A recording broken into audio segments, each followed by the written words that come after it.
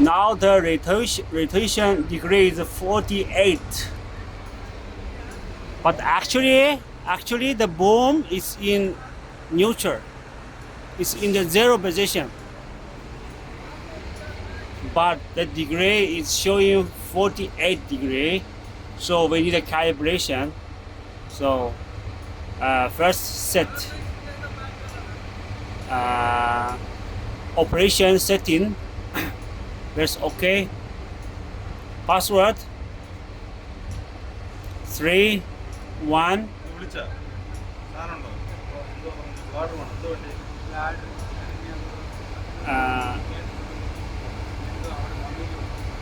8 3 8 8.